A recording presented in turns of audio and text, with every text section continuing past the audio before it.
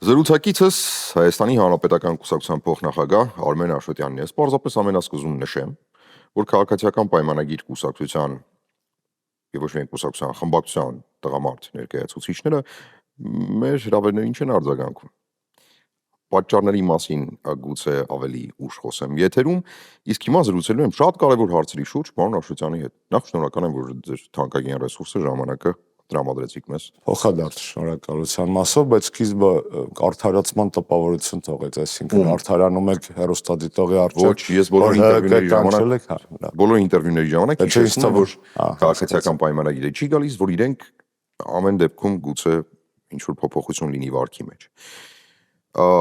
Չեմ ցանկանա, որ քաղաքական արդի ընթացող գործընթացների մասին խոսենք, որովհետև սրա մասին խոսում է շատ եւ հաճախ։ Իսկ երբ մենք մեր տաղավարում ջուրընկալում ենք տարբեր քաղաքական ուժերի ներկայացուցիչներին, փորձում ենք պատճառահետևանքային կապեր գտնել, որովհետև շատ են հնչում հարցեր հասարակության ներկայացուցիչների կողմից, ինչու էսպես ստացվեց, ինչու էսպիսի ընթացք ստացավ Հայաստանի նորագույն պատմությունը, որտեղ էին խնդիրները, որտեղ էին պատճառները։ Ու առաջին հարցս ես ուզում եմ, որ մեր հեռուստադիտողների զգալի մասը գիտի, դուք մասնագիտությամբ բժիշկ եք, չէ՞, գիտությունների թեկնածու։ Սիրում եմ ասել, որ աշխարհայացքով եմ բժիշկ։ Եվ եթե նաև գիտական աստիճան ունեք, շատ եւ քաղաքականությամբ եք զբաղվել, արդեն տասնամյակներ շարունակ կարող եմ չասել, տասնամյակներ շարունակ 2002 թվական, չէ, 2002-ից 2002-ից տուն տասնամյակներ, ամեն դեպքում, տասնամյակներ, երկու տասնամյակից ավել, ապա վստահ եմ, որ քաղաքական առումով կարող եք ախտորոշել ՀԿ-ի քաղաքական բոլոր հիվանդությունները։ Պացիենտը մահամերձ է։ Հրավերի համար նորից շնորհակալ եմ։ Հարցադրումները, որոնք ուղղված են ռետրոսպեկտիվ անալիտիկային սիրում եմ, եթե դրանց հիմքում ոչ թե քաղաքական կոնյունկտուրան է, այլ իրոք մտահոգությունը, այսպես ասած իրավիճակը շտկելու, ճիշտ ախտորոշում, ճիշտ բուժում սխեմայով։ ՀԿ-ին մահամերձ են դիտարկում 2018 թվականի ապրիլի 23-ից, նախագահ Սերժ Սարգսյանի հրաժարականից հետո, բայց ինչպես կասեր Մարկ Տվենը, մեր մահվան մասին լուրերը մի քիչ չափազանցված են։ Չեմ ուզում հիմա խոսել ՀԿ-ի խնդիրների մասին, որովհետև մեր երկրի խնդիրները այնքան շատ են եւ այնքան լուրջ, որ առանձին վերցրած քաղաքական միավորի անգամ մեր նման պատկառելի կենսագրությամբ, դերակատարությամբ, մեր նորագույն պատմության մեջ կուսակցության անցած ուղու խնդիրները չեմ կարծում առաջնային են այսօրվա վիճակի մեջ։ Բոլոր դեպքերում ՀԿ-ն մարտունակ քաղաքական կառույց է եւ դա այսօրվա թիմի դափնիները չեն միայն, սա պետք է հաստատ ֆիքսել, այսինքն ՀԿ-ի արմատները այնտեղ են, որտեղ կուսակցությունների 99% այսօրվա այդ պատմությունը չունեն, մենք անկախականների 60-ական, 70-ական թվականներին քաղաքական բանտարկյալների սովետական գուլագներում նստած մարդկանց անկախության համար 90-ականից կռիվ տվող տղերքի շարունակությունն ենք եւ այստեղ իհարկե այն անցյալն է, որը հպարտություն է եւ միաժամանակ պարտավորություն։ Այսինքն եթե ՀԿ-ում տեսնում եք այսօրվա վիճակում տարբեր սերունդների պայքարող դեմքեր, դա ոչ միայն այն պատճառով է, որ Սերժ Սարգսյանը այդպիսին է, որպես այսօրվա ղեկավար կամ այդ մարդիկ այդպիսինն են, դա նաեւ այն պատճառով է, որ մեր արմատը շատ ավելի խորն է եւ ես երբեմն դա սիրում եմ ասել նաեւ հրապարակավ, ձեզ մոտ կրկնեմ, իմ կաբինետում 4 նկարադրած, նոր դեհնա, որպես մեր գաղափարախոսության, ինքը չգիտեր, որ հիմնադիրն է լինելու, բայց մենք գաղափարախոսության կրողն ենք, Աշոտ Նավասարդյանն է, Վազգեն Սարգսյանը եւ Անդրանիկ Վարդյանը եւ ամեն անգամ, երբ որ որևէ լուրջ խնդիր է լինում, հավատացեք, ես այդ նկարների էներգետիկայով պարտավորություն ունեմ աշխատելու կուսակցության միջոցով, բայց երկրի համար, ինչպես կասել։ Շատ ներողություն, միջանկյալ հարց։ Սերժ Սարգսյանի նկարը չկա։ Սերժ Սարգսյանի նկարը կա պատին, բայց դա այսինքն ուրիշ տեղ է, եթե ուզում եք, նկարը առանձին է։ Սերժ Սարգսյանի նկարը հաճախ է երևում իմ սելֆիների մեջ, որովհետև Եռագույնի եւ կուսակցության դրոշի կողքին է, այո, առանձին է գործող նախագահի նկարը եւ նախագահ ժամանակներից է փակցված, իսկ իմ ասած նկարները դիմացի, այսպես ասած, տաղում փոքրիկ բանի վրա են, դարակի մեջ են եւ այդտեղ, այսինքն էներգետիկան Աչքի առաջ ու թիկունքում, այո, այսպես կարող ենք ասել, եթե Անձի պաշտամունք կա ՀՀԿ-ում։ բացարձակ երբեք չի եղել անձի պաշտամունք, ոչ այսօր կա, ոչ էլ երբևէ եղել է նախորդ ղեկավարների օրոք, ես կուսակցություն եմ մոտ գործել Անդրանիկ Մարկոյանի օրոք եւ շնորհիվ, սա ուզում եմ անպայման շեշտել, եւ չեմ տեսել անձի պաշտամունք որևէ անցյալ ներկա ղեկավարների հետ կապված, հակառակը գաղտնիք բաց է մի քիչ կուսակցական խոհանոցից, Ինչ հետաքրքիր։ Սերժ Սարգսյանը արգելում է, չի սիրում եւ կանխում է ցանկացած փոքրիկ հավաքույթ կամ մեծ հավաքույթի ժամանակ իր կենաց այսպես հնչեցնելու ցանկությունները, որոնք բնական են, նաև ոչ միայն արարողակարգային են, այլև մարդկային բնույթ ունեն, կանխում է, այսինքն մենք չունենք այդ մշակույթը առհասարակ եւ չենք էլ ուզում ունենալ, որովհետեւ վատ բան եմ ասում, բայց սա փաստ է, մենք կուսակցություն ենք, որը այս ընթացքում 35 տարվա ընթացքում 4-րդ ղեկավարն ունի, այսինքն մենք անձերի շուրջ ձևավորված կուսակցություն չենք եւ այդ տեսակետից անձերը ունեն որոշիչ նշանակություն այսօրվա եւ վաղվա հետ կապված, բայց անձերը չեն թելադրման ցար, այսինքն այդ տեսակետից մենք պատմության ռևիզիա չենք անում ամեն անգամ, երբ որ նոր ղեկավար ենք ունենում, այն ինչ որ մերն է, նոր ղեկավարը այն հրաբուխի նման ամեն անգամ այդ լավայի նոր շերտն է դնում, այսպես կուսակցության այդ պատմության մեջ ոչ թե փորում է եւ իր անդից է սկսում։ Շատ բարի։ Եթե բուրգի գագաթից ինչ որ փորում Սերժ Սարգսյանը հեռանա, ինչ է մնալու ՀՀԿ-ից։ Առողջություն երկար տարիների կյանք նախագահային, բնական է եւ մարդկային եւ աշխատանքային տեսակետից այս հարցի քննարկումը կոռեկտ չեմ համարում։ Խոսքը կյանքից հեռանալու մասին չէ։ Ես Ինչ հասկանում որ փուլում Սերժ Ազատի Սարգսյանը ասում է, ես ուզում եմ գնալ պատվավոր հանգստի ընկերներ։ Ես հեռանում եմ։ Այդ շնորհակալ եմ այդ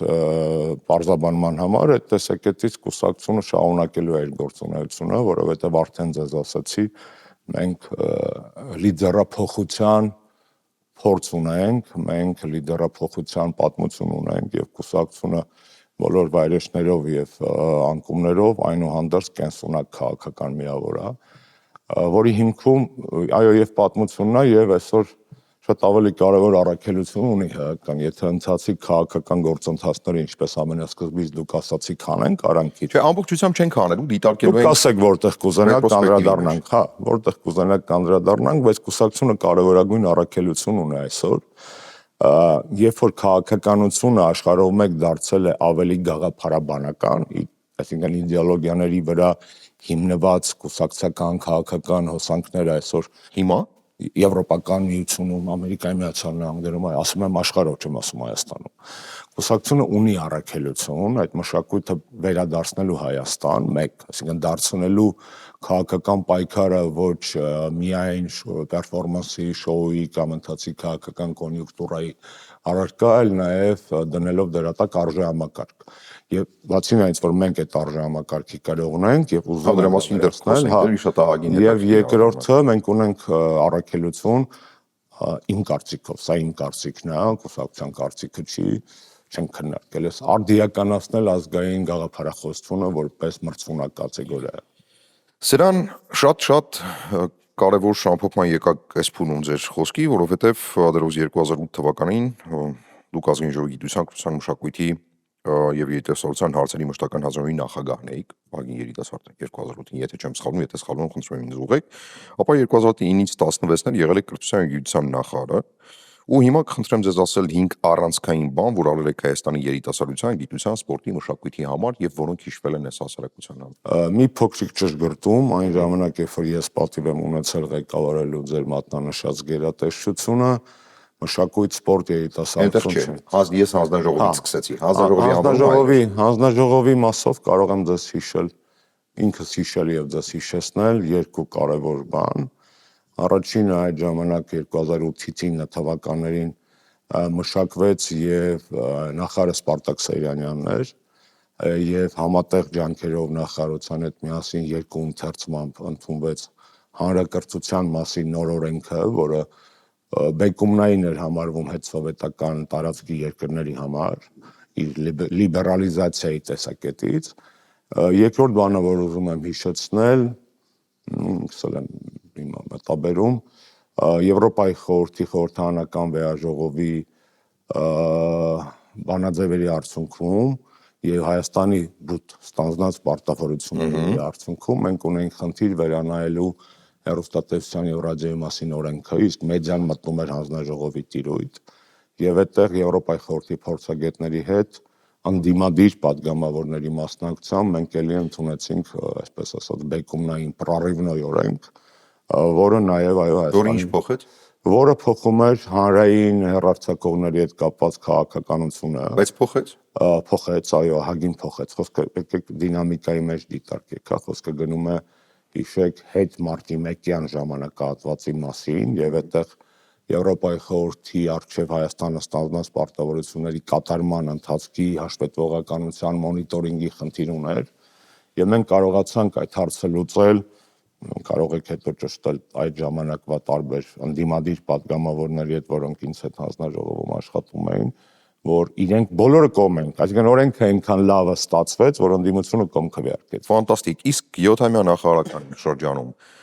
5 առանցքային բան, որ փոխեց Հայաստանի կյանքը, գոնե թե կրթության, գիտության ոլորտ։ Հավակնոտ պատասխան ենթադրող հարց եք տալիս։ Իհարկե։ Չեմ ուզում ընկնեմ։ 7 տարի։ Հա, ես միայն պատիվ եմ համարում։ Այնքան ինչքան էս իշխանությունը իշխանության։ Ես պատիվ եմ համարում այդ տարիները եւ իմ բոլոր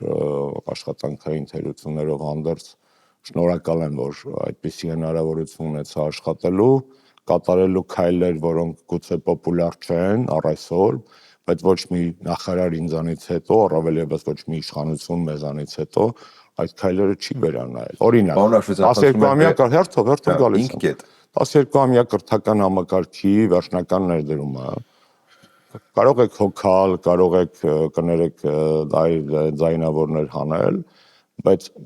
տարօրինակ է այդպիսի վերաբերմունքը ռեֆորմին այն մեդիայի կողմից, որը դիրքավորված Հայաստանի մեդիա դաշտում որպես ազատական եւ լիբերալ 12-ամյա կրթակարգը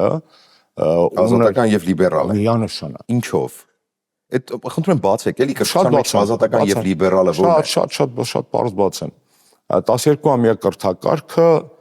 եվրոպական կրթական տարածքի ծնունդ է դա եվրոպական ստանդարտ է եւ եթե եվրոպական է ուրեմն լավագույնն է միշտ իսկ եթե մենք մնանք 10-ի մեջ ինչ էիք մեզ քննադատելու հիմա ասելու եք խի սովետի կրթակարգը չփոխեցի ոչ ես քննադատողների չեմ ասում հենց ժամանակ երբ որ որոշում ես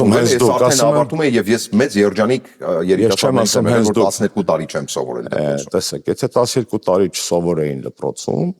ապա Հայաստանի աշակերտների ատեստատը չէր ճանաչվի աշխարհում Դա պարզ բան է, պարզ ճշմարտություն, այսինքն եթե մենք խոսում էինք ընդհանուր քաղաքակրթական, կրթական, ակադեմիական տարածքների մասին եվրոպական բարձրագույն կրթական տարածքում, իսկ էդ էր, չէ, 2005-ից է Բոլոնիայում, այսպես ասած Հայաստանը։ Սա անխուսափելի ռեֆորմ էր։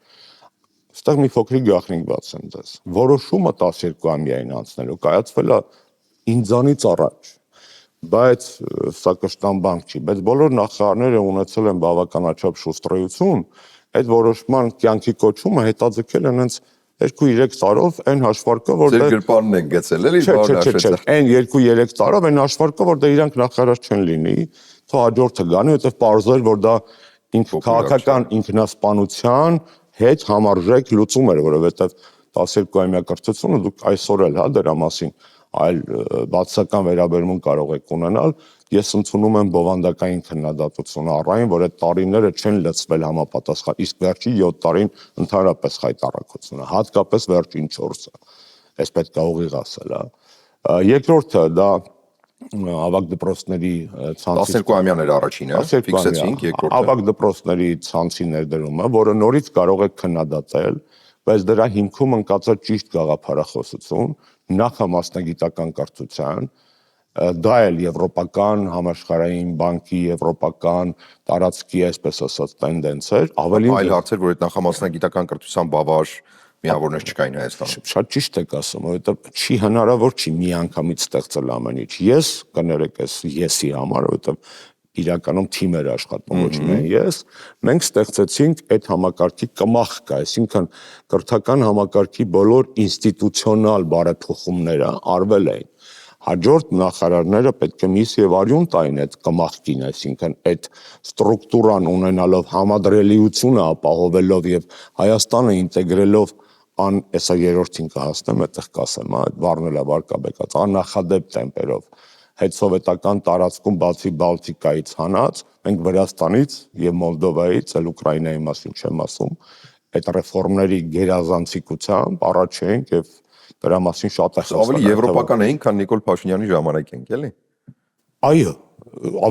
կամ քաղաքականություն։ Չէ, երրորդին պիտի հասնենք։ Արի մի բան մտնեմ քաղաքականություն վերադառնամ։ Երրորդին հասնենք։ Սերժ Սարգսյանի օրոք Հայաստանի Հանրապետությունը ավելի էր համապատասխանում եվրոպական ստանդարտներին, տարբեր ոլորտներում, վերցրեք Կոպենհագենյան կրիտերիաները, այսպես ասած, քան այսօր։ Երրորդ կարևոր բանը, որ հիմա այդպես ընթացս կարող եմ դες հիշեցնել, այն էր, որ Հայաստանը դարձել էր եվրոպական բարձրագույն կրթական տարածքի պատասխանատու երկիր 3 տարով եւ նախարարական պատմական գագաթաժողովը տեղի ունեցավ Երևանում 2015 թվականին։ Ինչ տվեց ամես։ 2015 թվականին 12-ից 15-ը Հայաստանը ղեկավարում էր, համակարգում էր բոլոր ռեֆորմները։ Մենք առաջի ոչ ԵՄ անդամ երկիրն էինք, որ այդ 40 քանի երկիր վստահել էր մեզ։ Այստեղ էր տեղի ունեցել հսկայական գագաթաժողով, որի 25 թե 26 նախարար էր եկել, այդ թվում պատմական պահեր Ռուսաստանի եւ Եվրոմիության կրթական անձնակատարները Ֆրանսիայում միասին էին։ Քաղաքական խաչմերուկ եք եկել Հայաստանը դարձել։ Իհարկե, այստեղ դուք կարող եք ծիծաղել կամ քմծիծաղել կամ բայց ես դες ասեմ մի կարևոր մոտո իմ համար, որ ես այդ ժամանակ աշխատելուց իրականացնում այդպես, այսինքն այսպես ասած integration through education, այսինքն ինտեգրում կրթության միջոցով։ Եվ սա ամենաճիշտ գործիքն էր ինտեգրման տարբեր քաղաքակրթական տարածքներում եւ կրթությունը այո ինտեգրման գործիք էր, այդ թվում քաղաքական։ Ֆանտաստիկ։ Չորրորդը հայ առաքելական եկեղեցու հետ էլի վատ բառ էլի մինչ այդ տեղի unprecedented, այսպես ասած համագործակցություն, որի շնորհիվ եկեղեցու պատմության դասավանդումը եւ կրթական համակարգում արժեքների ներդրման եւ տարածման, այսպես ասած, հնարավորությունը մենք կարողացանք ապահովել Մայրաթառի հետ համագործակցությունը այնքան ինտենսիվ էր, որ եւ դասագրքերի ստեղծման եւ ուսուցիչների վերապատրաստման եւ առհասարակ եկեղեցուն օրենքի շրջանակներում դպրոց թողնելու, որովհետեւ դա ինձ համար շատ կարեւոր է։ Դեպ կրթությունը մենակ հմտություն ու գիտելիք չի հաղորդում, կրթությունը նաև համակարգ է, որի առաքելություններից մեկը դաստիարակությունն է։ Եվ դաստիարակության մեջ անգամ որպեսզի չմտածեք, որ դա սովետական մնացուկ է, անգամ Մեծ Բրիտանիան, եմ ասում անգամ, որովհետև տենց լիբերալ աշխարհական Մեծ Բրիտանիան ունի կոնցեպտ երիտասարդների պատրիոտիկ դաստիարակության կրթական համակարգում, հաստատուղթ ունեն։ Եվ 5-րդը։ 5-րդը կարող է հիմա շատ մասսայական բան չասեմ, բայց եթե նկատել եք իմ բոլոր թվարկածները, բացի առաջի երկուսից ունեն նաև քաղաքական բաղադրիչ երկրի տեսակետից։ Մյուսը ինձ համար հայագիտություն, հայոց ցեղասպանության դասավանդում բլոկներ, որ ինձ համար շատ կարևոր էր որպես քաղաքական առաջնահերթություն, եւ այդ տարիներին ոչ միայն ամրապնդվեցին հայագիտական կենտրոնները Եվրոպայով եւ աշխարհով մեկ, այլ պետությունը սկսեց ստանձնել համաֆինանսավորում,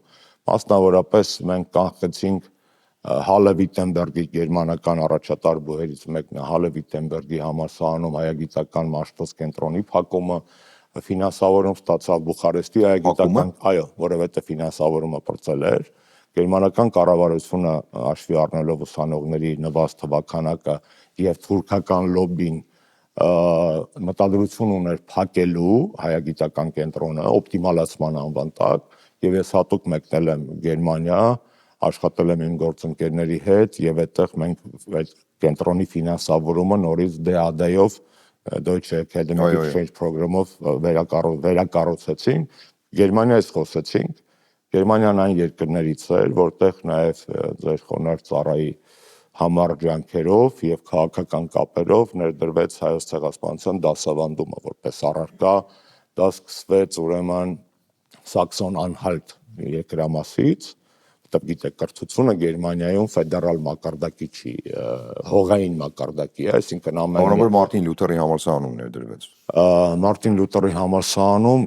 իմ օրոք չի եղել, եթե եղել է, ես չգիտեմ, բայց այն ինչ որ արվեց նաև ցեղասպանության, հայոց ցեղասպանության միջազգային ճանաչման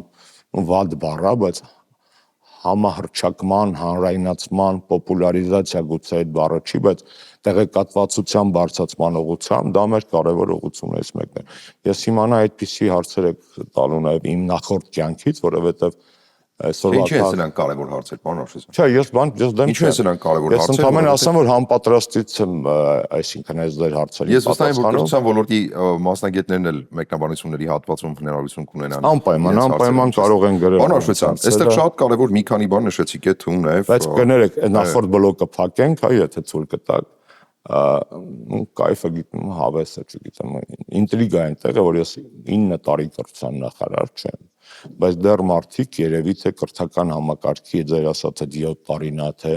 տեսանելիությունը մեծա բարձր է եղել, թե ռեֆորմները կար, վիճահարույց են եղել եւ այլն, բոլոր դեպքերում այդ ասոցիացումը կրթական համակարգի հետ կա եւ ինձ համար դա պատիվ է, անկախ նրանից, որ այդտեղ կարող է քաղաքական դիվիդենտները քիչ լինեն, բայց իմ խիղճը հանգիստ է այնքանով, որքանով ես իմ երկրի համար արել եմ ու էլի պատրաստ եմ անել ոչ պոպուլյար, բայց օգտակար քայլեր, որովհետեւ ամեն դեղորայք չէ, որ մալինայի կամ վանիլի համ պետքա գա բաներ կա, որ անգամ կլիզմայի մակարդակով են օգտակար։ Պարոն Աշոտյան, ես վստահաբար կարող եմ ասել, որ այստեղ երկու մասի է բաժանվում, մարդիկ, որ իրապես փորձում են գտնել հարցերի պատասխանները, եւ մարդիկ, որոնք պարզապես փորձում են անվանակրել, եւ սրանք երկու խումբ մարդիկ են։ Պատասխաններ փնտրողները եւ գտնողները եւ նրանք, որոնք օգտագործում են դիվիդենդ վաստակելու համար։ Բայց այստեղ շատ կարևոր ինչու եմ անում։ Ես էլ ոչ մի խնդիր, հավատացեք, մենք ազատ ենք այդ մասը։ Ֆամիլիարություն չհամարեք։ Որն է այստեղ անսահման կարևորը, որովհետեւ դուք մշտադիտարկելու հնարավորություն ունեցել եք այդ ունե վերջին 7 տարիների ընթացքում, թե ինչ հասարակություն է ձևավորվել, իսկ հասարակությունների համար կարող նշանակություն ունի ընտրանի էլիտան, որով ձևավորում է հասարակական հանրային տրամադրությունները։ Դուք տարիներ շարունակ գլխավորել եք կրթության գիտության նախարարությունը,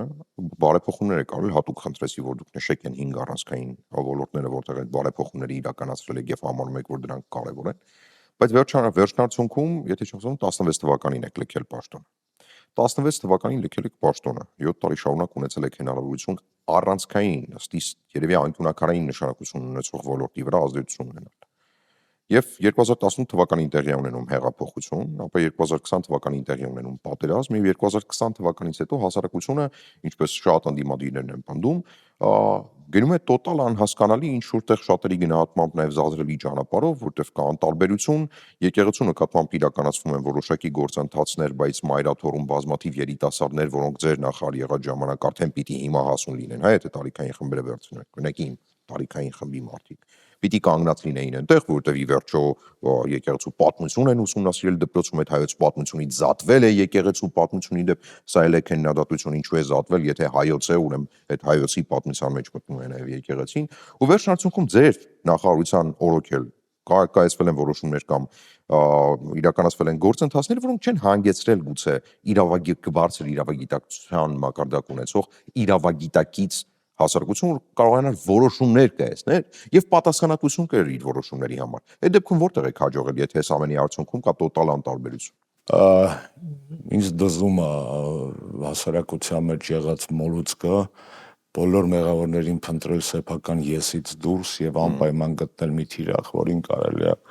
մեղադրել։ Ես նորից եմ կրկնում։ Եթե լավ տարբերակի դեպ խուսափելու պատասխանից։ Բացարձակ հեսա մենք հիմա գալիս ենք հարյան փուլերին, որտեղ իմ չափ պատասխանատվություն Երանի կտայի, որ այս գործող իշխանությունները ունենային ցանկացած ոլորտում, ոչ միայն կրթության։ Որտեւ եթե ես այդքան ձախողում թույլ տայի, ինչ կանես վերջի տարիների կրթության նախարարները, որոնք չիխարդայով փոխվում են, հավատացնում եմ ձեզ, ոչ թե Բաղրամյան պողոտայում իրենց կգորային թուրքալեզու բառը երևի հանրապետության հրապարակում եւ ոչ միայն թուրքերենով, հա։ Դուք էլ նույն գործիք օգտագործեցիք, հա, համեմատեցիք հետները։ Ես ընդհանրապես տալիս եմ ձեզ այսպես ասած ֆոն ձեր հարցի պատասխանը տալու համար։ Պատասխանս ինքնապաշտպանական չի լինելու, իսկ ձեզով ասեց, որ կրթական համակարգերը կանխում են պոպուլիզմը։ Այն ինչ որ եղավ Հայաստանում, ավարտեն, տեսեք, ես համբերատար ձեր Չէ, երկարացում խնդրեմ։ բոլոր Ես ոչ չեմ պատվոտիկով եւ պատմյուս բաներով հարցը լսեցի։ Իսկ ասես դες որ կրթական համակարգը կանխում է պոպուլիզմը։ Սա պատասխանատվությունից խուսափել չի, ճիշտ ընկա։ Okay, Աշոտյանն է մեղավոր։ Հեշտ է ձեզ։ Թեթևացակ, լավ, Սերժն է մեղավոր։ Թեթևացակ, Սերժն է մեղավոր, անցանք առաջ, ինչ եք արել դուք, սիրելի հասարակության այն հատված, որ այդպես է մտածում։ Առաջին թեզս։ Պոպուլիզմը չի կանխում, կրթությունը չի կանխում պոպուլիզմի աճը։ Ապացույց խնդրեմ։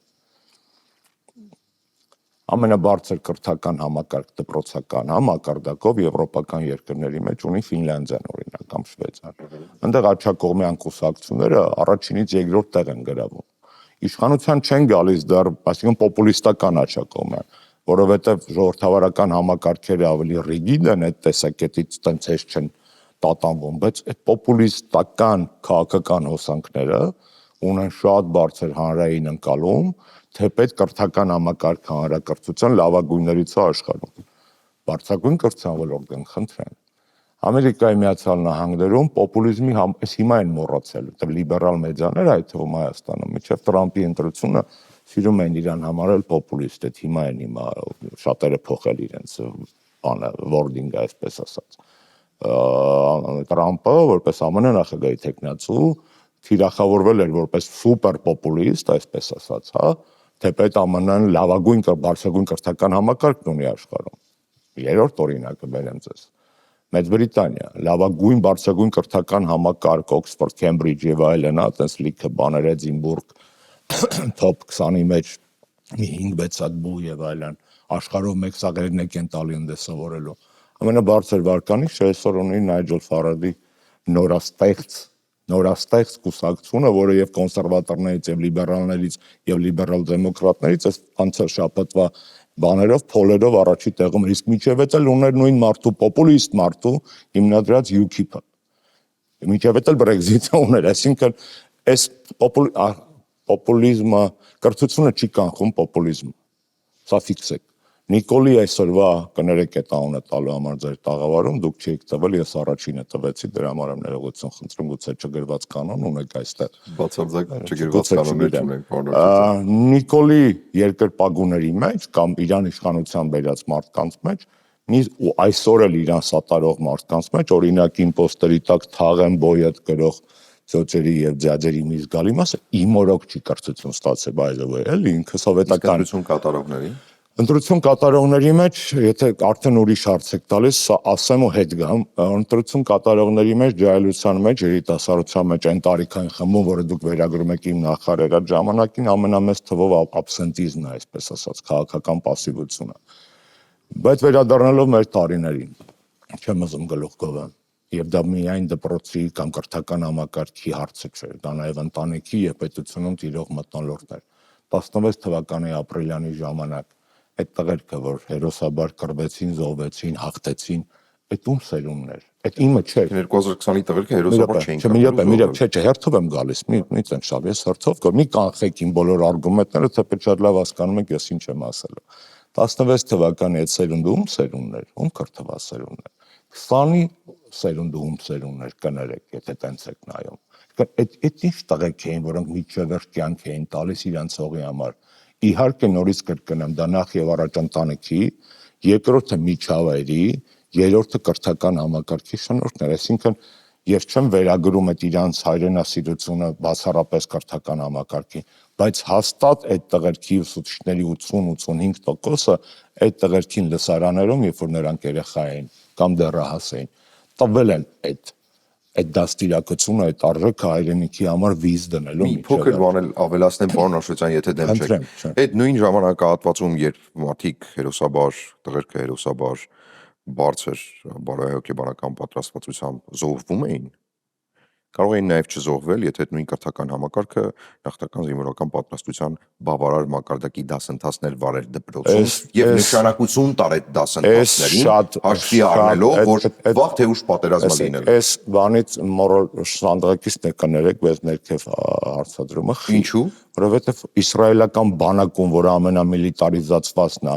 այս Համասի դեմ կռիվներում զոհեր չեն եղել, այսինքն ՆԶՊ-ն երկրորդը դա Դուք ուզում եք համեմատել մեզ մի պետության հետ, որտեղ խոսելու տարիքից սովորեցնում են, որ պետք է կռվել իմանալ։ Էլի լավ բան հիշեցիք, եթե ասեիք 6 բան թվարկեմ կրթական համակարգից, մեկը դա է ասել, որովհետև որ ոչնչացրել եք համակարգը։ Մենք, հա, դուք ինչ-որ ներդրել եք։ Fact base եք ասում։ Հարցնում եմ, հարցը, գիտես, հարցի մեջ պետք է լինի որոշակի գոնե օբյեկտիվության բան։ Մենք ենք, իմ նախարարության օրոք ՆԶՊ-ի դասավանդումը Հայաստանում պաշտպանության նախարարության եւ Աստված հոգին լուսավորի գեներալ Մանվել Գրիգորյանի հետ երկրապահի համատեղ ջանքերով բազմաթիվ բարելավումներ է տեղի ունեցել։ Երբ որ ՄԱԿ-ի մեր լիբերալ հանրային կարծիքի 12 թիվ եմ ձեզ ասում, 12, 16-ից 14։ ՄԱԿ-ը ջղայնացրեցին, առաջի հարցը ջղայնացրիք, որտեղ այդտեղ вообще անարդարեք ու ճիշտ չէր այդ։ Ես պարզապես դպրոց գնացել եմ, պարոն Աշոտյան։ Հիմա այդ ուրիշ դասերս հիշում եմ, էլի։ Ես էլ սովետի ժամանակ եմ ՆԶՊ-անց այդ դպրոցի ժամանակ, հաստատ մեր օրոք ավելի լավ էր, քան սովետի վերջի տարիներին։ Ես դες հավաստիացնում եմ։ ՄԱԿ-ի ուրեմն կրթական երեխայի իրավունքների հանձնաժողով կա, որը տարբեր ռիփորտներ է անում, ուրեմն Հայաստանի վերաբերյալ այդ էլ լավ բան հիշեցիք։ Հայաստանի վերաբերյալ զեկույց էր գրել 16-ից 14 թվերի, որտեղ գրած էր, որ Հայաստանի կրթական համակարգը, լսեք խնդրում եմ ուշադիր, fact based է, լինքերը կտամ, ճպցրեք YouTube-ի տակ, Թոտենյանով ուզում է։ Հայաստանի կրթական համակարգը չափից ավելի միլիտարիզացված է, դες բառացի եմ ասում։ Չէ, պացիֆիստական արևմուտքի համար նորմալ է, արևմուտք չի, ՄԱԿ-ը, ստոպ, ՄԱԿ-ը, արևմուտքը էլի խնդրում եմ քավից։ Աֆրիկա կա, Ասիա կա, Օկեանիա կա եւ այլն։ Եվ Հայաստանի կրթական համակարգը չափից ավելի իդեոլոգիզացված է, որովհետեւ եկեղեցու պատմություն կա։ Եվ երբ որ Հայաստանից պահանջում են, որ եկեղեցուն ոչ մի կերպ չօգնեց։ Ես համաձայն եկեղեցուն բալիկ օգնեց, որովհետեւ սոցհարցումներով հայ հասարակությունը շարունակում ամենավստահելի ինստիտուտը դիտարկել հայ առաքելական եկեղեցին, ուրիշ բան, որ դրա քաղաքականիզմ իրենյան, այսպես ասած, այն ինչ որ մենք քաղաքական process-ների մեջ ենք դիտարկում, դրա բանը output-ը այս պահին դուք չեք տեսնում, բայց այն փաստը, որ 90%-ից ավել, մոտ 90 կներեք, իրեն համարում առաքելական եկեղեցու հետևորդ եւ եկեղեցու կողքին սոցհարցումների, գուցե ոչ հրապարակներում, դրա ապացույցն է։ Հայաստանից պահանջում են վերանայել կրթական համակարգը, չափորոշիչը, հանրակրթական, եւ ես բարեկիրթ ձևով իրենց ցույց տվեցի, ունենալով իհարկե կառավարության եւ նախագահի աջակցությունը, 3 մատի կոմբինացիա եւ մենք դա մարսեցինք։ Ինչը գրե նույնը չէ, այլ հարց է իհարկե, որ երեխաները այդպես էլ կրակել չսովորեցին եւ զենքի հետ վարվել, բայց լավ։ Դա ձերս հանրահարչակ մեդիային պատիվ չի վերում այդ մակարդակի դիսկուսիան առնվազն ինձ հետ եկեք ուրեմն հետո։ Որովհետև այդտեղ ընդհանրապես ինչ խնդիր շատ բացահայտ բան է, էլի մանիպուլյացիա է։ Ինչ մանիպուլյացիայի մասին։ Ես գնացել եմ բանակ եւ զենքի հետ վարվելու ձև չեմ իմացել։ Արգելիս, դուք գնացել եք բանակ, կրթական համակարգը ինչքան ձեզ կարողացել է սովորեցրել, առաջ ավելի վատ էր, կարար ավելի լավ էր, հա, բայց ասել որ դուք Աստված հերոպա իհարկե, բայց այդ տղաները, որ կրակում էին եւ զոհվում են եւ կռիվ էին տալի, մենակ դպրոցում պետք է սովորեին, պիտի սկսեին դպրոցում սովորել։ Դպրոցում սկսել էին շատ ավելի իսկ կարող է ես ձեզ ուրիշ հարց տամ, 18 թվականի որ Կլուբնիկը Նիկոլը չգիտեմ, արգելված է ծաղավարում թե չէ։ Նիկոլը, որ Կլուբնիկը մցրեց բանակ Կալաշնիկովի փոխարեն, փոխաբերական եմ ասում, այդտեղ չանհանգստացակ, 20 թվականին կռված տղերքը, 20 թվականին կռված տղերքը այդ ժամանակ 2 տարի բանակում էին առնվազն, ամենաշատը լավ, կես տարուց մինչև 2 տարի։ Իսկ այդ բանակային ռեֆորմը, որ 18 թվականին ստացավ ճաշարանային ֆաստ ֆուդի փաթեթավորում եւ ոչ թե մարտական պատրաստվածության, ոչ թե զորավարժությունների, որոնք այդ ժամանակ սկսեցին շատ ավելի հազվադեպ եւ նվազ ինտենսիվությամբ։ Խավիցի մեր ժամանակ էլ մի երևելի զորավարժություններ չկային։ Այդպես չի, ստոպ։ Այդ լավ բանը պոզայի ես ընդունում եմ այդ բանը, դա կարա լինի այդ։ Պարոն Աշոտյան, ես դրա միջով անցած մարդ եմ, դրա համար եմ ասում։ Դուք վիճակագրությունը չի, որ ինձ պիտի թեզեր տաձեր հետ զրույցի ժամանակ։ այդ ձեր ենթագիտակցությունն է, ես ձեզ չեմ մեղադրել ու չեմ կարող մեղադրել իշխանության կողմից թեզեր տարածելու մեջ, կարծում եմ անիմաստ է այդ ինքնապաշտպանական ձևակերպումը այս պարագայում։ Ես դες ուրիշ բան եմ ուզում ասել։ Երբ որ դուք ձեր վրա եք օրինակը բերում, դուք շատ լավ գիտեք, չէ՞ որ դուք քաղաքացի եք, անհատ եք, մարդ եք, ողջ արգանքը վանդած, բայց վիճակագրության մեջ դուք արժանի աղբյուր չեք, արժանահավատ աղբյուր չեք, ձեզանից 1200 հոգի պետք է լինի, ինձանից ձեզանից կապ չունի, չանձնավորեք, որ վիճակագրություն ստանաք առնվազն, այն ռեպրեզենտատիվ վիբրկը է։ Այսինքն, երբ որ մարդը աշխարհի մասին դատում է իր experience-ով, այսպես ասած, իր փորձով, եւ փորձում է պրոյեկցել անձնական փորձը, հասարակագիտական, կրթական կամ որևէ այլ նկատեցիք ես չեմ պրոյեկտում, պարզապես սեփական օրինակ եմ բերում։ Դե հենց սեփական օրինակի Ես վիճակագրական որևէ տվյալ բերեցի։ Դուք սեփական օրինակ Հիմա ձեր համար վիճակագրություն կարող է լինել այն զորամասում ծառայելը, որտեղ 1800 հոգի զինծառայող կա, եւ ընդհանուր տրամադրությունը հասկանալ։ Դուք մոնիտորինգ կանեք, թե չի կանի, պարոն։ Եթե ես պաշտպանության նախարարությունը Եթե զինվոր եք, մոնիտորինգ չեք անում։ Իհարկե անում, բայց այնպես չի ես էլ հեռու եմ այդ թվերը չեք գերացել, չէ՞ ծառայության ժամանակ մոնիտորինգ անելու։ Ես 44 օրյա պատերազմում առաջնագծում չեմ եղել, բայց Հայաստանի քաղաքական այսօրվա վերնախավարը տեղին չի տեսանելի պուրում, այսպես ասած, քպայականները ներառյալ այն մարդկանցից եմ եղել, որ զորակոչվել է եւ ծառայել է այդ ընթացքում։ Այո, հոսպիտալում որպես բժիշկ։ Մենք սրա մասին դեռ խոսենք իդեպ։ Եթե ունենք ժամանակ։ Ունենք, մենք ահագին ժամանակ ունենք։ Մեծ սիրո։ Վերադառնալով այս հարցին, Հայաստանի պաշտպանական ունակությունների համակարգում իհարկե կրթությունը ունի իր դերը, դա ոչ մեկ չի ասում, բայց այտենց տոտալ ռուսերեն լավ բառ կա, ախայվեց, էլի։ Այս հայերենը սևաստել եմ քիչ ախայվեց, այսինքն նստել ու սենց ասել, իսկ էսի սենց չէր, իսկ ենին չէր, այդ ես ընդունում եմ դա որպես մեթոդ դիմացինին խոսացնելու եւ խոսում եմ այդ դրա արդյունքում, բայց ես վստահ եմ, որ դուք այդպես չեք մտածում, խոսով եմ, լավ էսպես ասեմ։ Ինչպես չեմ մտածում, ես այնպես ինչպես հարցազրույց եք վարում այդ գնահատականներով։ Հարցազրույցի ամբողջ իմաստը բարդ հարցեր հնչեցնել է ճիշտ պատասխաններ ստանալու համար, պարոն Աշոտյան։ Մենք դրա համար ինտերակցիայի մեջ ենք եւ ես դες օգնում եմ իմ պատասխաններով շարունակել հնչեցնել բարդ հարցեր։ Շնորհակալ եմ։ Չկա բարդ հարց, որից ես խուսափեմ պատասխանելուց կամ առնվազն ազնվորեն ձեզ չասեմ, որ այս հարցին չեմ պատասխանելու։ Նման հարց դեռևս չի հնչել, խնդրեմ։ Պարոն Աշոտյան, ինչ հասարակություն եք թողել Հանրապետական կուսակցության, խնդրում եմ արդեն որպես քաղաքական ուժի ներկայացուցիչա պատասխանել։ Ինչ հասարակություն եք թողել ձեզնից հետո 2018 թվականին։ Վայ, լավ հարց է տալիս։ Էթնոհոգեբանության, սոցիալական ինժեներիայի լավ թեմա է ինքը, այսինքն ինքը ֆանտաստիկ թեմա է։ Ինքը լուրջ թեմա է, որովհետև նախ 2018-ը ինչ է, միջև ընթացք թե պոսլե։ Դա կա մի բան, որ կոչվում է հեղափոխություն։ Ինչ որ ջրբաժան է, չէ՞։ Եկեք դրա շուրջ։ Դրա համար առաջին ու հետոնք են։ Մենք թողել ենք հասարակություն, որը ուներ նաիվ պատկերացումներ կյանքի, քաղաքականության եւ վարդագույն պատկերացումներ իր ապագայի մասին։ Ինչպիսի խոստովանություն։ Դա փաստ է։ Մարդիկ ես մարդկանց երբեք չեմ մեղադրել եւ իրավունք չունեմ դա անելու, ոչ թե նրա համար, որ դա ինձ աչոք է պակասացնելու կամ դա պոպուլյար չի, ես խնդիր չունեմ ոչ պոպուլյար բաներ անելու, 12-ամյա կրթական համակարգի ներդրումը վկա։ Հետևյալի մասին ես շատ ափսոսում եմ, որ 18 թվականի իղձերը, նպատակները, երազանքները, որ հայ հասարակությունը հոգնելով նախորդ կառավարիչներից, ռեժիմից, ինչ ուզում եք ասեք, հա։ Մտածում էր, որ իրոք Սաշիկը 50-50 է տանում, որ եթե այդ 50-ը չտանի, իրանը հասնելու, շատ կոպիտ եմ ասում։ Ես չեմ ասում պրոբլեմներ չեն եղել, ես այդ բանի մեջ չեմ, այդ մուդի մեջ չեմ, երբեք չեմ եղել, անգամ մեր իշխանության ժամանակ այդ հարցերը քննարկվել են։ Ես շատ եմ ցավում, որ իմ հասարակությունը հասել է այն աստիճանի այսօր, որ միջև հիմա այն օրը մտածում է, ինչ որ դուք ասացիք, հա, սա 20-ի տրավմա չի միայն։ Սա պոստ-տրավմատիկ սինդրոմ չի պատերազմյան, միայն այն ինչ որ մենք այսօր ունենք։ Սրա ակունքները 18-ի մեջ են։ Դե 18-ին մարդկանց թված, որ իրանք իրանց ճակատագիրը վերցնում են իրանց ձեռքերը,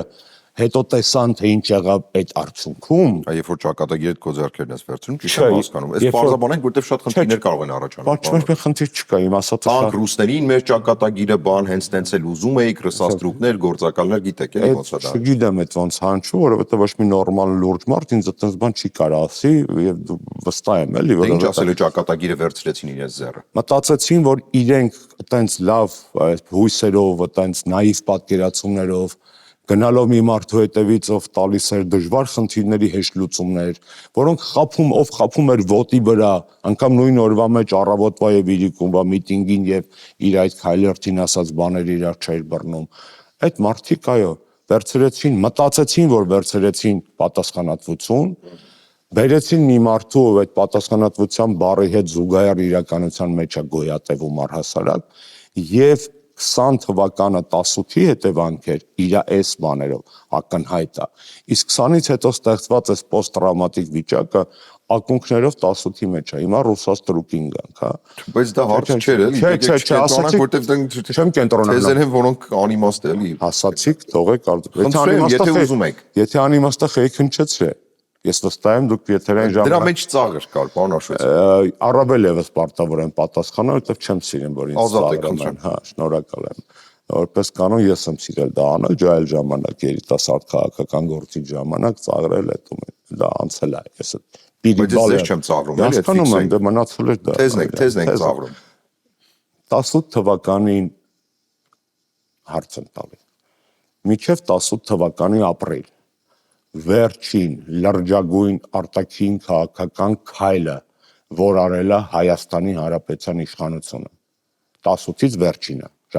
որն է եղել դա։ 18 թվականի մեկնարկից 18 թվականի ապրիլ միջև այ հետադարձ որ նայում ես վերջին լրջագույն արտաքին քաղաքական քայլը, որ արել է Հայաստանի Հանրապետության իշխանությունները, որն է եղել։ Ներքին քաղաքական կարող եմ ասել արտաքին արտաքին պատրաստ է եղել փոխզիջումների, չգիտեմ, չեմ կարող պատասխանել հստակ։ 2017 թվական նոյեմբերի 23-24 սեպա։ Okay։ Այդ ով էր ռուսաստրուկ։ Իշխանություն, որը գնում էր Եվրոպական միության հետ աննախադեպ Այն ժամանակ ասոցիացիա պիտի ստորագրեիք, չստորագրեցիք, գնացիք ԵԱՏՄ հետո։ Եթե ասոցիացիա ստորագրեինք, այն ինչ որ կատարվում է Մոլդովայում եւ Ուկրաինայում, Հայաստանում կկատարվեր ու ավելի շուտ, ակնհայտ չէ։ Ինչ պիտի կատարվեր ուրեմն։ Չգիտենք ինչ է։ Ռուսաստանը պիտի հարձակվեր Հայաստանի վրա, ինչ պիտի աներ։ Ադրբեջանը պիտի հարձակվեր Հայաստանի վրա։ Չէ, այդ 17 թվական տեղի ունենում են գեոպոլիտիկ նման իրավիճակներում երբ որ դու ուզում ես անել եւ իսկ քեզ պարտադրում են կամ եւ դու հանկարծ կատարում ես արկածախնդիր ընտրություն, մենք տեսանք 14 թվականի Ղրիմի օրինակով օրինակ, հա, այո կլինեն գեոպոլիտիկ հետևանքներ եւ դա դրանից չի խորշել խոստովանելու դա այդպես է։ Գեոպոլիտիկ հետևանքների մասին է խոսում։ Մանք տենց Իսլանդիայում մեր ամենամեծ խնդրեմը քնած հրաբուխների Արցախի հարցը կլուծվեր այնպես, ինչպես մեզ պետք չէր, հա։ Կլիներ վստահաբար լրջագույն աշխարհաքաղաքական հետևանք, այդ թվում ռազմաքաղաքական, դա ակնհայտ է, չէ։ Այսինքն մենք խոստովանենք հիմա, որ ինչ որ արտաքին խաղացող, հավանաբար, не будем говорить, кто хотя это был слонёнок, ինչ որ դաշնակից պետություն մեզ քաղաքական ծեծերի ենթարկելու, եթե մենք ասոցիացիան պայմանագիր ստորագրենք։ Շատ սիրուն բառ ասացիք, դաշնակից պետության պարագայում ասոցիացիան համաձայնագիր այն պայմանները, որ եվրոպացիք են պարտադրել, որոնք ասում էին եւ չի կամ այլևս։ Այսինքն եվրոպացիքն էին վատը։ Եվրոպացիք իրան շահերն ունեն, Ռուսաստանը իր շահերն ունի, մեր խնդիրը մեր շահերն է։ Ես չեմ գնացել Պորտուգալիա, Գերմանիա խաղին, որ տնամում եմ երկրպագելու, սա իմ խաղն է, ես խաղում եմ, ես հանդիսատես չեմ, ես Հայաստան եմ ներկայացնում, ես իմ շահը պետք է պահեմ, ես իմ դարպասը պետք է անառիկ պահեմ։ Եվ այդ տեսակետից Հայաստանը 10 այդ տարիներին, երբ որ Եվրոպական միությունը մեզ առաջարկեց արևելյան գործընկերության շրջանակներում համագործակցությունը բերել ավելի բարձր աստիճանի, Հայաստան, Վրաստան, Մոլդովա, Ուկրաինա 4 երկիր մտան այդ պրոյեկտի տակ։ Այդ երկրներից ռեֆորմների առումով գերազանցիկը Հայաստանն էր, դա դες ասում եմ որպես այդ ժամանակ գործող կառավարության ներկայացուցիչ եւ մարտով եվրոպական ինստիտուտների հետ այդ ժամանակահատվածում ուներ որոշակի եւ քաղաքական եւ պաշտոնական շփումներ, հետո երբ որ այդ 100 անգամ դա նկարագրվել է, ուզում եք կրկնեմ։ Հետո երբ որ Եվրոպական հանձնաժողովի այդ ժամանակվա ղեկավարությունը Բարոզոյի հանձնաժողովն էր դա, փոխեց իր մոտեցումները եւ Եվրոկոմիսար Ֆյուլեն եկավ Հայաստան եւ փակ քննարկումների ժամանակ ասաց, որ այլևս իրանք չեն ընդունելու եւ սկզբունքը եւ պետք է ընդունել, այսպես ասած, կամ մեզ հետ է կամ մեր դեմ։ Մենք բնականաբար իրենց ասացինք, որ բալանսավորված եւ բալանսավորման քաղաքականություն իրականացրել։ Ինչու եք դեմ։ Ես անենց անուն տվեցի, որ դուք կարաք դրա բանը վերբալ արտացորանքը մեջ բերեք, այստեղ խնդիր չի։ Երբ որ այդ մարդիկ եկան Հայաստան եւ ներքին քննարկումներում ասացին, որ պետք է ընտրություն կատարել, մենք իրենց ասացինք, որ ճիշտ չի փոխել խաղի կանոն խաղի ընթացքում, մենք ուրիշ բան ենք պայմանավորվել։ Եթե այդպես է առաջարկեցինք ստորագրել այդ ասոցիացիան, որ ասում եք, վստահ եմ գիտեք, պարզապես հեռուստադիտողը թույշի է, առանձին ասոցիացիան պայմանագիր կար եւ կար DCFTA, Deep and Comprehensive Free Trade Agreement, այսպես ասած։ Երկու բան, այսինքն այդ ասոցիացիանը երկու թուղթ է։ Մենք ասոցիացիանը պատրաստ ենք ստորագրել։ Եվ ամենազավեշտալին այդ մեղադրանքների մեջ, որը պրոֆեսիոնալիզմի հետ կապ չունի, եթե հնչում է փորձագետների կողմից, հա, ոչ թե լրատվական կամ հասարակական։ Ասոցիացիան համաձայնագիրը մենք պատրաստ ենք ստորագրել։ Ասոցիացիան համաձայնագիրը քաղաքական ռեֆորմների մասին է։ Եվ այդ համաձայնագրի 90%-ը SEPA-ի մեջ է, եթե ոչ ավել։ Մենք ասում ենք DCFTA-ը վերաբանակցենք, որովհետև Հայաստանը հաշվի առնելով տնտեսական կապերը, Եվրասիական տնտեսական միություն դեռևս այդ ժամանակ չկար, բայց արդեն կար մաքսային միություն, որի անդամակցության հետ կապած 13 թվականի սեպտեմբերին նախագահը այդ հայտնի հայտարարություն արել է։ Մենք ասացինք տվեք վերաբանակցենք DCFTA-ը, ասոցիացիումը օքեյ է, դա քաղաքական փաստաթուղթն է։ Ռեֆորմներ, մարդու իրավունքներ, anti-corruption, democracy բանը, բայց այդ իրավական բլոկը ամեն ինչ ինչում ձեզ մեղադրում էին, էլի։ Շատ է։ Եվ այս DCFTA-ը մեզ ասացին, տենց չի կարելի։ Հետո պարզվեց Ուկրաինային կարելի է, մեզ չի կարելի։ Հետո դուք ջղայնացաք։ Չէ, հետո մենք ջանքեր գործադրեցինք, մենք չտրվեցինք ընթացիկ գեոպոլիտիկ, այսպես ասած, քամիներին։ Եվրոպարլամենտում ընտրվեց 14 թվականին նոր եվրոպական խորհրդարան, սա մասնագիտական բան է, բայց թող մարդիկ լսեն եւ իմանան։ Եվրոպարլամենտի արդյունքում ընտրվեց նոր եվրոպական հանձնաժողով։ Ժան-Կլոդ Յունկերն էր արդեն Լյուքսեմբուրգի նախկին վարչապետ եւ ֆինանսների նախարար, շատ ավելի պրագմատիկ եւ ինքնուրույն քաղաքականություն էր վարում եւ 15 թվականին Հայաստանի հետ բացվեց բանակցությունների նոր պատոհան, որը հանգեցրեց SEPA-ին 17 թվականի նոյեմբերին։ Այս սախել նշացնում, դեռ երբ որ դուք այդ բառը ասացիք ռուսաստրուկա, այդտեղ կա եւ աբիդա, այսպես ասած, եւ անարդարություն, ռեսա, հա, ավելի կամարական, թրքահարճերի կողմից է որպես կանոն, հա, նման վեվան հնչում, այսինքն մարդիկ ովքեր օքեյ են Նիկոլի թուրքական գարեմի այն էժանագին բորդելի կարգավիճակում Հայաստանը դարձնել, խոսում են ռուսաստրկության մասին։ Ռուսը լավ բառ ունի, պայով սկսում է, զեյով ավարտվում է։ Դուք խոշոր հաշվով պատասխանեցիք իմ հարցին, թե ինչ հասարակություն եք թողել ձեզնից հետո։ Մենք թողել, չէ, մենք պատասխանեցիք, էլի։ Մենք այսօր քահաճոների, ռուսաստրուկների, բարդելների եւ այլնի մասին էսեր են հասարակությունը, որ հայական թողել էր իրենից հետո։ Իջոք սիրելի հանդիսատես, դուք իմ պատասխանից այդպեսի տպավորություն ստացաք, ինչպես արգարժան։ Դուք պատմում եք այն ամենը, ինչ տեղի է ունենում հիմա տեղեկատվական, լրատվական, վերլուծական, փորձագիտական դաշտում եւ ամբողջ հասարակական։ Մեր հարցազրույցը լեգո չի։ Այն կարող է քանդել տարբեր կտորների, բայց չի կարող տեղերով փոխել, որովհետեւ յուրաքանչյուր խոսք եզրահանգումը ինչպիսին է, պարոն։ Եզրահանգումը հետեւյալն է, ինչ որ ամենասկզբից ասացի, մենք թողել ենք նաիվ հոգնած նախորդ իշխանություններից, լիահույս, միամիտ, ոգևորված հասարակություն, այնքան ոգևորված, որ այդ ոգևորության էնդորֆինները այսօրվա այսպես ստրեսի կորտիզոլի պարագայում ստանամ այնպեսի դաշտ, որտեղ մանիպուլյացիա դժվար կանեք։ Ոչ թե այնպեսի տերմիններ եք օգտագործում, որ խոշոր հաշվով մեր խեղճ ու կրակ բժշկությունից անտեղյակ հասարակությունը չի հասկանում, ասում շատ խելոք բան ասեց աշխուծանը, տեսես ինչ ասեց։ Դա չի։ Եվ կորտիզոլը լավ հասկանում է եւ էնդորֆինները, դուք չգիտեք հիմա այդ սաղ դրա վրա է, չէ՞։ Հիմա բան կա գիտես, շեղում են կներեք ժողովուրդ ջան։ Ինդուստրիա շյասցը կա, երջանկության ինդուստրիա կա, որը Instagram-ով, TikTok-երով, սոցիալական ցանցերով ձեզ ավոկադոներ ավաճառում, սև շոկոլադ ավաճառում, ես իմ բույրեր ավաճառում, որոնք միանգամից բոլոր, այսինքն այդտեղ մարդիկ կարծում են։ Այդ այնց հեշտությամբ խաբվեցին, էլի ձեր դասերակաց հասարակության ներկայացուցիչները։ Okay, եթե ձեզ թվաց դուք այդ անգամ եթե համաձայն չեմ Չի թվում, ես հարցնում եմ։ Այո, վերջին արդյունքում որ հասարակությունը հեղափոխություն արեց, պարոն Աշոտյան։ Որ հասարակությունը։ Հասարակությունը, որ էլ ավելի լավ էր ուզում ապրել, հասարակությունը, որը հոգնել էր խնդիրներից, բայց չէր գիտակցում, որ ինչ որ ունի դա արժեք է, այն ինչ որ ունեին մարդիկ անվտանգության տեսքով, արժանապատիվ արտաքին քաղաքականության տեսքով, մտածում էին, որ նաղ դա, հասարակություն, որ իր կառավարիչներից ոչ թե կաբինետային քաղաքականություն էր այլևս ակնկալում, այլ ավելի անմիջական եւ մարդամոտ, Սերժ Սարգսյանի վերջին 7 ժամանոց ոդքասթի հետո տասնյակ ձևի, տասնյակ կարծիքներ են հնչել նույն բանի մասին, որ եթե այսպես կարող էիք ավելի անմիջական, հասկանալի, պարզ մատչելի եւ հասանելի լինել, ինչու են ժամանակ չէիք, շատ պարզ, այսինքն մենք որպես իշխանական վերնախավ թերագնահատեցինք նորագույն կոմունիկացիաների դերակատարությունը, կոմունիկացիոն մշակույթի փոփոխության անհրաժեշտությունը եւ այդտեղ արդեն կրվեցինք, որովհետեւ մենք կաբինետում էինք, իսկ ժամանակակից ավելի պոպուլիստական, այսպես ասած, քաղաքական գործիչները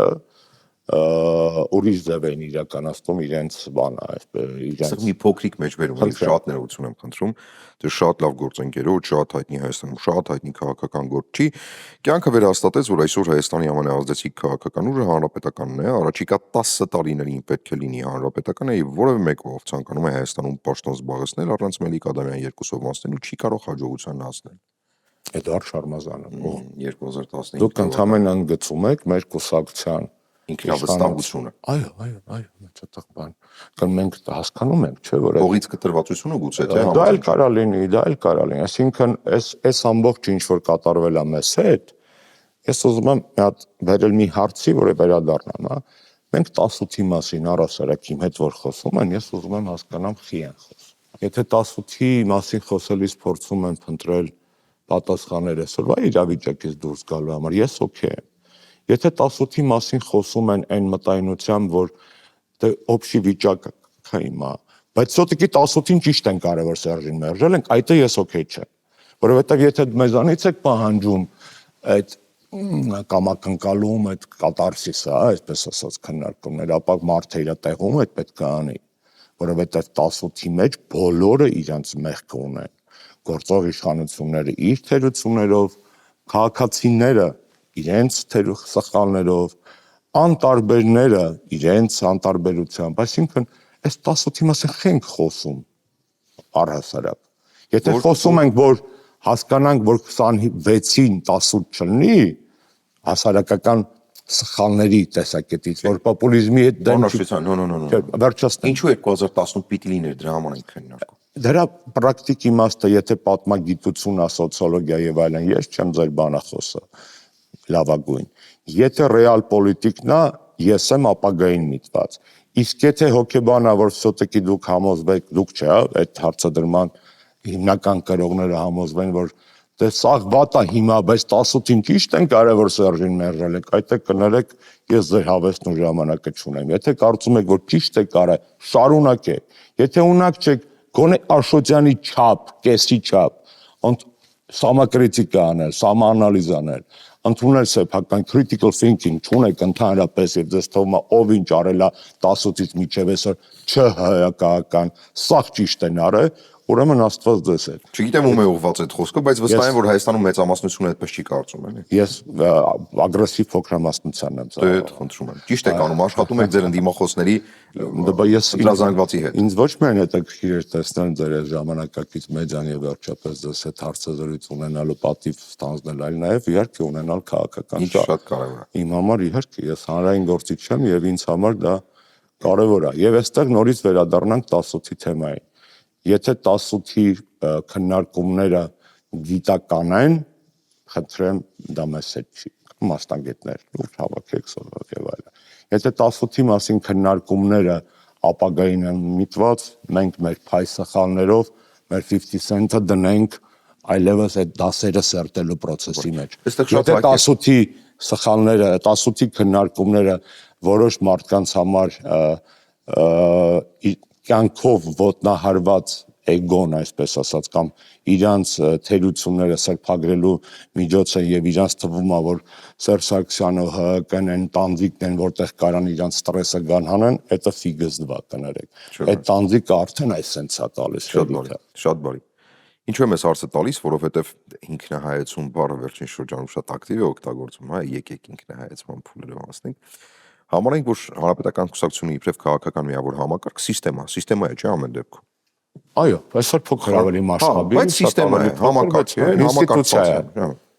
Սիստեմա չեմ կարող ասել, ինստիտուցիա է, որովհետև դա մի քիչ տարբերություն կա մասշտաբների մասով։ Անկամ ինստիտուցիայի տեսանկյունից, այդ ինստիտուտը ամեն դեպքում մշտադիտարկում է իրականացնում անցած ճանապարհը եւ փորձում է վերլուծել։ Մենք համարենք, որ քաղաքական տեսանկյունից ՀԿ-ի համար դա խոշոր տապալում էր իշխանություն կորցնել 2018-ին այն ճանապարհով, որ կորցրեց։ Միանշանակ։ Ավելին ասեմ, շատ խոշոր տապալում էր, որովհետև եթե ընտրությունները վես կորցնում, դա ուրիշ բան է, եթե կորցնում ես ընդհանուր ես blaming, shaming-ի, այսպես ասած, արդյունքում դա սա խոշոր բան է եւ այստեղ առաջինը ինչ որ ինստիտուտը անում է,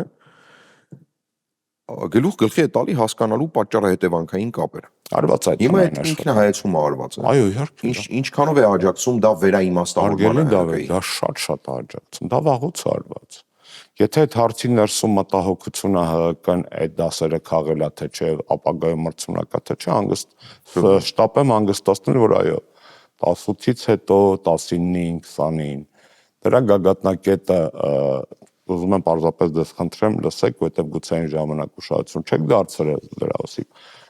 Սերժ Սարգսյանի ելույթը նայեք 21 թվականի մեր համագումարին։ Այդ ձեր ասած այդ ինքնահայեցման աշխատանքի առաջին խոշոր պատուղներ այդտեղ, այսինքն դա արված է, իհարկե մենք նոր ջան, եթե ազնվորեն իրոք մտահոգված եք ՀԿ-ով, ասեմ շնորհակալ ենք շատ, որովհետև ու հավատացնում ենք ձեզ, եթե միտեղ սկել ենք, երկրորդ անգամ լողալ ենք սովորում։ Եվ սա ակնհայտ է, որ մեր քաղաքական ինքնապաշտպանական բնազն է, որովհետև այո, շատ իմաստունները սովորում են ուրիշների սխալների վրա, ցավոք այդպես չկարողացան։ Խելացիները սովորում են սեփական սխալների վրա, իսկ հիմարները անգամ սեփական սխալների վրա չեն սովորում։ Գործող իշխանությունների մասին վերջին ակնարկը թափանցիկ էր, մենք այն արանքում ենք, այսպես ասած, այն մարդկանց, որոնք սեփական սխալների վրա կարողանում են սովորել։ Եվ գալով դեպի ամփոփանը, պարոն Շրջան,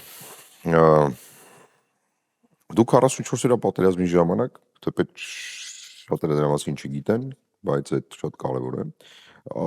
պատերազմել եք ինքներդ ձեզ հետ։ Դուք չեք պատերազմել առաջնագծում, չեք պատերազմել քաղաքական ճակատում, թիկունքում, դուք պատերազմել եք ինչ որտեղ մեջտեղում, բայց նախ եւ առաջ ինքներդ ձեզ հետ։ Ձեզ չի տրվել հնարավորություն փրկել։ Ձեզ հնարավորություն է տրվել համակերպվել իրողության հետ։ Ու դուք ամեն օր մտնելով են տարածք, որտեղ որ ձեր մասնագիտական աշխատանքն եք կատարել, համակերպվել եք իրողության հետ։ Ու դե կարելի էր գնալ իհարկե Դանթեին, բայց այդ դժոխքի բոլոր օղակներով կարծես պիտի անցած լինեք։ Ինչպես եք դուրս եկել այդ օղակներից։ Չեմ սիրում խոսել այս խնդրի մասին, այսինքն իմ այդտեղ լինելու մասին մի պարզ պատճառով, որովհետև արժանի չեմ համարում ինձ լինելով զորակոչված, բայց չլինելով այն առաջնագծում, որի մասին դուք խոսեցիք, իմ անարժան համեմատեն հազարավոր տասնյակ հազարավոր մարդկանց, որոնք եւ կյանք են տվել եւ գործողություն են արել եւ վիրավորում են ստացել եւ հայրենիք են պաշտպանել հողի վրա եւ հող են պաշտպանել, ես չկամ այդտեղ այնքան, որ ես խոսեմ իմ պուճուրիկ մի պատմության մասին, որտեղ իրականում ցալքեր շատ կա։ Չէ, բայց դա մարդկային պատմություն է, չէ։ Գիտեք, իմ պատմությունը խամրում է Եռաբլուրի պատմությունների ամեն գերեզմանախորշի կողքին իմ պատմությունը խամրում է այսօր անհետ կորածների պատմությունների կողքին։ Իմ պատմությունը ոչինչ է չնույնականացված մարմինների աճյունների կողքին։ Իմ պատմությունը ոչինչ է, անգամ եթե դուք բանտարկության մասին եթե խոսեիք, Արցախի ռազմաքաղաքական ղեկավարության եւ հայ ռազմագերիների պատմության կողքին։ Ես ոչինչ եմ այդտեղ։ Եվ ես չունեմ այդտեղ ցանկություն եւ 44 սերիայի թեման դարձնելու իմ քաղաքական, այսպես ասած,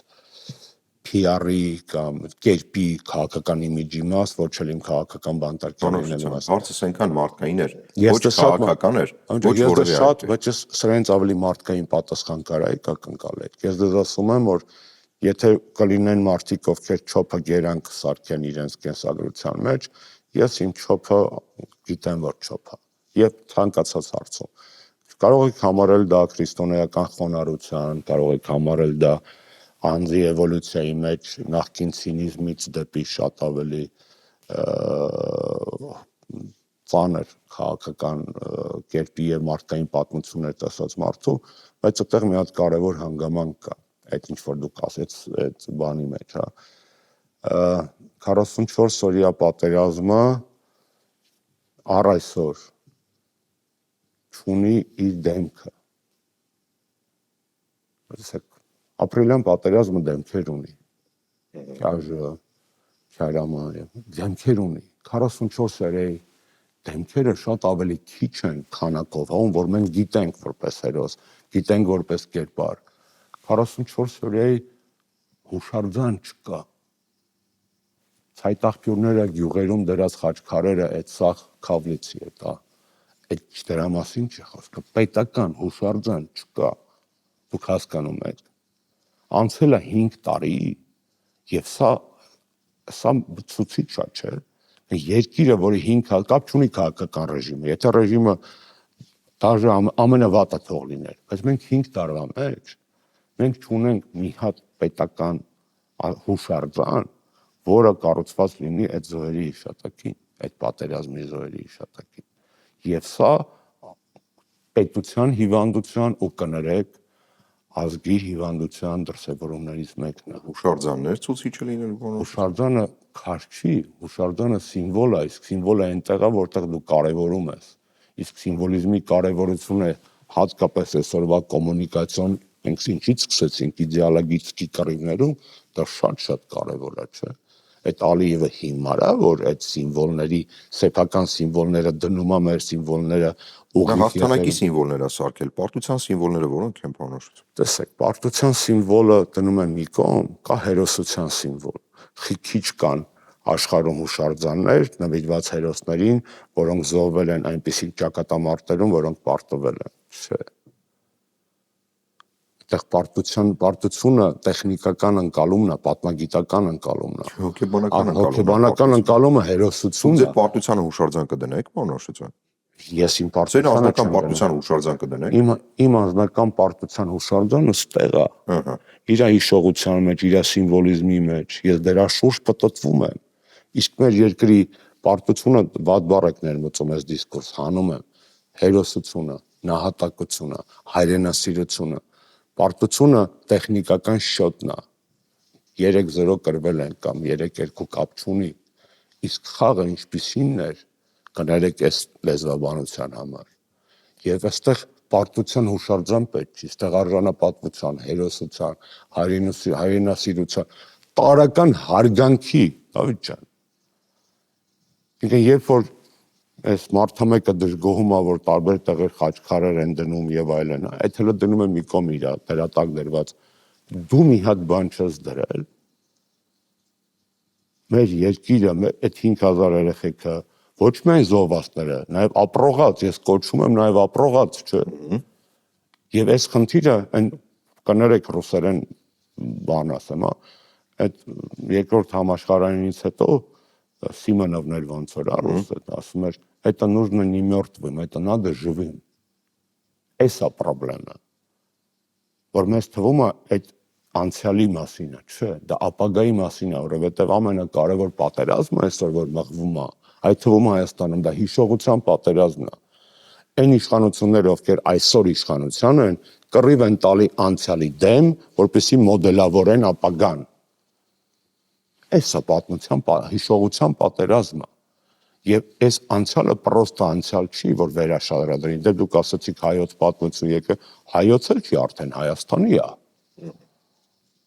Այսինքն այստեղ շատ ավելի բազմաշերտ է խնդրեմը, քան ձեր հարցի ձևակերպումները, որոնք շատ մարդկային են։ Իմ մարդկային պատմությունը 44 սերիայի, ասենց ասեմ ու ավարտեմ, իմ գրած երգի մեջ է, որը ծնվել է հենց պատերազմից անմիջապես հետո